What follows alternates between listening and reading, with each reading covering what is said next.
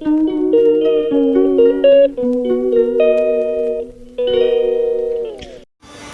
Guys, അസ്സലാമു അലൈക്കും.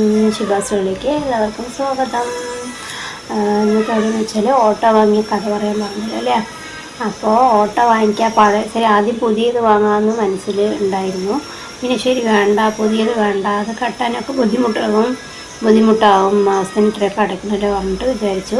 അപ്പോൾ ശരി നമുക്ക് തൽക്കാലം പഴയത് വാങ്ങിക്കാമെന്ന് പറഞ്ഞിട്ട് പഴയത് വാങ്ങാനായിട്ട് ഫേസ്ബുക്കൊക്കെ നോക്കിയിട്ടുണ്ടായിരുന്നു ഭർത്താവ്. അപ്പോൾ ഫേസ്ബുക്ക് നോക്കി അതിലൊരു നല്ലൊരു കണ്ടു കേട്ടോ. അപ്പോൾ അവരുമായിട്ട് കോണ്ടാക്ട് ചെയ്ത് ഞങ്ങൾ കോങ്ങാട് എന്ന സ്ഥലത്തേക്ക് പാലക്കാട് തന്നെ കോങ്ങാട് എന്ന സ്ഥലത്തേക്ക് പോയി ഓട്ടോ ഒക്കെ കണ്ടു കേട്ടോ. ഓട്ടോ പഴയ നിറയെ ഓട്ടോകളുണ്ട്, നല്ല നല്ല നല്ല ഓട്ടോകളുണ്ട്. അപ്പോൾ ഒരു ഓട്ടോ സെലക്ട് ചെയ്തു കേട്ടോ. ഓട്ടോ സെലക്ട് ചെയ്ത് വെച്ചു. അപ്പോൾ പൈസ കട്ടണം പറഞ്ഞു. അപ്പോൾ തന്നെ 2000-3000 റുപ്യ എന്തെങ്കിലും കട്ടിട്ടോ പൈസ 3000 റുപ്യ കട്ടിയാൽ മതി പറഞ്ഞു ഫസ്റ്റ്. അപ്പോൾ നമ്മൾ അഡ്വാൻസ് ചെയ്ത് വെച്ചു. ഒരു ഓട്ടോ സെലക്ട് ചെയ്ത് അഡ്വാൻസും ചെയ്ത് വെച്ചിട്ടുണ്ടായിരുന്നു. അതെന്ത് ചെയ്ത് എല്ലാ നമ്പർ ഒക്കെ നമ്മൾ നോക്കി എല്ലാം അവർ തന്നെ ചെയ്തു തരാമെന്ന് പറഞ്ഞു. നമ്മൾ ഇവിടെയാണ് സ്ഥലം എന്നൊക്കെ പറഞ്ഞപ്പോൾ ഒക്കെ അവർ തന്നെ ചെയ്തു തരാം, നിങ്ങൾ സാക്ഷിയൊപ്പും ചെക്ക് ലീഫ് അതൊക്കെ ആയിട്ട് വരികയും പറഞ്ഞു. ശരിയെന്ന് പറഞ്ഞിട്ട് നമ്മൾ വന്ന് ഒരു ദിവസം കഴിഞ്ഞ് പിറ്റേ ദിവസം തന്നെ നമ്മൾ ഒക്കെ റെഡി ചെയ്യുന്ന അമ്മനെയും വിളിച്ചിട്ടാണ് സാക്ഷിയൊപ്പിനായിട്ട് ചെക്ക് ലീഫൊക്കെ ആയിട്ട് നമ്മൾ ഹൗസ് ഓണർ വന്നിട്ട് ഓട്ടോ ഓടിക്കണം കേട്ടോ. അപ്പോൾ അവർക്ക് നന്നായിട്ട് അറിയില്ല ഓട്ടോനെ കുറിച്ചൊക്കെ. അപ്പോൾ അവരുമായിട്ടാണ് പോയത്. അവർ കുട്ടികളും എല്ലാവരും കൂടി അവരുടെ ഓട്ടോയിൽ തന്നെ പോയിട്ട് ഒപ്പരങ്ങൾ വരുന്നുണ്ട് എന്നൊക്കെ പറഞ്ഞപ്പോൾ ശരി വരും എന്നൊക്കെ പറഞ്ഞു. ശരി പറഞ്ഞിട്ട് പോയപ്പോഴാണ് അവർ പറയണത്, എന്താ പറയുക, ഇത് ഫോണിൽ തന്നെ പറഞ്ഞിരുന്നാൽ മതിയായിരുന്നു, നമ്മൾ ആ കൊടുത്ത പൈസ അയച്ചു തന്നാൽ മതിയായിരുന്നു അവർക്ക്. അത് അവർ ചെയ്യാണ്ട് നമ്മളെ വെറുപ്പിച്ചു. എന്തോ നമ്മളെ നോക്കി പോയപ്പോൾ ഓട്ടോന് വന്നിട്ട് നമ്പറൊക്കെ മാറിയിട്ടുണ്ട്, അഡ്രസ്സൊക്കെ ഇതായിട്ടുണ്ട്, എന്തോ ചേസ് നമ്പർ എന്തോ മാറിയിരിക്കുകയാണ്. ഓട്ടോൻ്റെ ഒരു നമ്പർ ചേസ് നമ്പർ മാറ്റി അവർ കൊത്തി വെച്ചിരിക്കുകയാണ്. അപ്പോൾ അവരെന്ത് വേറൊരു ഓട്ടോ വന്ന് നമ്മുടെ തലയിൽ കെട്ടാമെന്ന് വിചാരിച്ചു, ഏതെങ്കിലും വാങ്ങിച്ചോളും പറഞ്ഞിട്ട്. നമ്മളങ്ങനെ വാങ്ങിക്കില്ലല്ലോ, പഴയ അത് ഒന്ന് സെലക്ട് ചെയ്ത് അത് വേണ്ട പറഞ്ഞിട്ട് ഞങ്ങൾ എന്ത് ചെയ്തു, ഓട്ടോ ഹൗസ് ഓണർ തന്നെയാണ് നോക്കിയൊക്കെ പറഞ്ഞത്. ചേസൊക്കെ നോക്കി അപ്പോൾ കൊത്തി വെച്ചിരിക്കുകയാണല്ലേ എന്നൊക്കെ പറഞ്ഞു അവർ നോക്കിയിട്ട്. അപ്പോൾ അത് മാറിയിട്ടുണ്ട്, നിങ്ങൾക്ക് അഡ്രസ്സ് വേണമെങ്കിൽ ഞങ്ങൾ വേറെ ഓട്ടോ വേണമെങ്കിൽ നോക്കിക്കോളും, വേറെ ഓട്ടോ വരാൻ പറഞ്ഞു.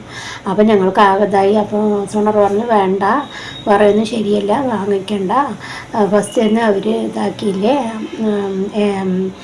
ഏമാത്തിയില്ലേ, വേണ്ട, വേറെ ഓട്ടോ വേണ്ട, ഇവിടെ വാങ്ങിക്കണ്ട പറഞ്ഞു. അപ്പം ഞങ്ങൾ വാങ്ങിച്ചില്ല കേട്ടോ. പഴയ ഓട്ടോ വേണ്ട, വേറെ നോക്കാം പറഞ്ഞിട്ട് അങ്ങനെ പഴയ ഓട്ടോ വേണ്ട, ആ ഓട്ടോ വേണ്ട, വേറെ ഓട്ടോ നോക്കിക്കോളേന്ന്. ആ ചേസ് നമ്പറൊക്കെ മാറിയിരിക്കുകയാണ്, ഏത് തിരുട്ട് വണ്ടിയോ എന്തോ ഒന്നും അറിയില്ല. അപ്പോൾ ആകെ മനസ്സ് സങ്കടമായിട്ടോ ആശയോടെ പോയതാണ്. ഓട്ടോ നോക്കി വെച്ച് വാങ്ങിക്കാൻ പോയത്. അവർ ഫോണിൽ തന്നെ പറഞ്ഞത് നമുക്ക് ആ ചിലവും ഇതാകാമായിരുന്നു, 1000 റുപ്യയായി ഓട്ടോനൊക്കെ. ആ പൈസയും പോയില്ലേ, ആ പൈസ കൊടുക്കണ്ടേ നമുക്ക്, ആ പൈസയും പോയി. പിന്നെ എന്തോ കൊടുത്ത പൈസ അവർ തിരിച്ചു തന്നു, അവരുടെ കയ്യിലുള്ള മിസ്റ്റേക്കല്ല, അപ്പോൾ ഞങ്ങൾ നോക്കിയില്ല അതൊന്നും പറഞ്ഞിട്ട് അവർ പറയുന്നു. എന്തോ കടയിൻ്റെ ഡീറ്റെയിൽസ് ഒന്നും പറയണില്ല, നമ്മൾ ഒരാളുടെ പണിയിൽ നമ്മൾ ഇതാക്കണില്ല. ഇനിയെങ്കിലും അപ്പോൾ എല്ലാവരും ഓട്ടങ്ങളൊക്കെ ഒരു പഴയതൊക്കെ വാങ്ങുകയാണെങ്കിൽ എല്ലാം നോക്കി നല്ല ഇതായിട്ട് വാങ്ങിയാൽ മതി. പഴയതായാലും ശരി പുതിയതായാലും ശരി എല്ലാം നോക്കിയിട്ട് വാങ്ങിയാൽ മതി കേട്ടോ. പിന്നെ ഞങ്ങൾ അങ്ങനെ തിരിച്ചു വന്ന് ഇതിനെ കുറിച്ച് തന്നെ സംസാരിച്ചു വന്നു. പഴയ അങ്ങനെ പോയല്ലോ, നമ്മുടെ കയ്യിൽ പൈസ ഉണ്ടായാലും നമ്മുടെ കയ്യിൽ പൈസ നിൽക്കില്ലല്ലോ, പൈസ വീട്ടിൽ വെച്ചാൽ നിൽക്കുകയോ ഇല്ല, എങ്ങനെയായാലും ചിലവായി പോകും. ലോൺ എടുത്ത് പൈസയിലാണ് നമ്മൾ വാങ്ങിയത് കേട്ടോ.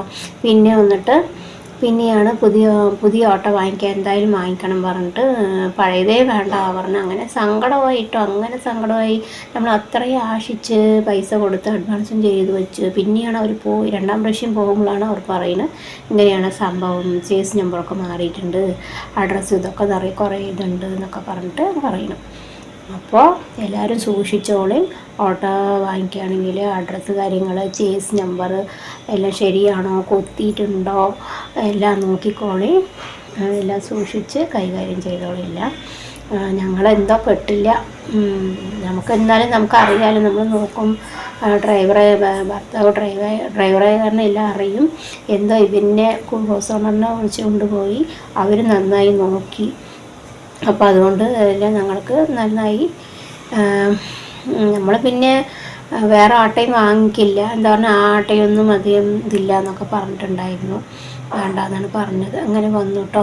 വന്നിട്ടാണ് എന്തായാലും പുതിയ ഓട്ടോ വാങ്ങിക്കണം പറഞ്ഞാൽ അപ്പോൾ തന്നെ ഒരു ദിവസം 2 ദിവസത്തിനുള്ളിൽ നമ്മൾ നേരിട്ട് ബജാജ് ഷോറൂമിലേക്ക് പോയി പുതിയ ഓട്ടോ തന്നെ വാങ്ങിച്ചു. ബുക്ക് ചെയ്ത് വെച്ചു. ഒരാഴ്ചക്കുള്ളിൽ കിട്ടി. ഒരാഴ്ചക്കുള്ളിൽ നമ്മൾ ഫസ്റ്റ് പോയ ഉടനെ അഡ്വാൻസ് ചെയ്ത് ആധാർ കാർഡ് ഇതൊക്കെ പറഞ്ഞ പോലെ എന്തൊക്കെ ഇതുണ്ടോ അതൊക്കെ കൊടുത്തൊക്കെ ബുക്ക് ചെയ്ത് വെച്ച് ഒരാഴ്ചക്കുള്ളിൽ നമ്മൾ പുതിയ ഓട്ടോ ഇറക്കി. അങ്ങനെയാണ് ഇപ്പോൾ ഓട്ടിക്കൊണ്ടിരിക്കുന്നത്. 10 മാസമായിട്ടോ. 10 മാസം ഡ്യൂ ഉണ്ട്. മാസം ഡ്യൂ കട്ടണം. എങ്ങനെയോ കടനായിട്ടും ഇതായിട്ടും പോയിക്കൊണ്ടിരിക്കണു.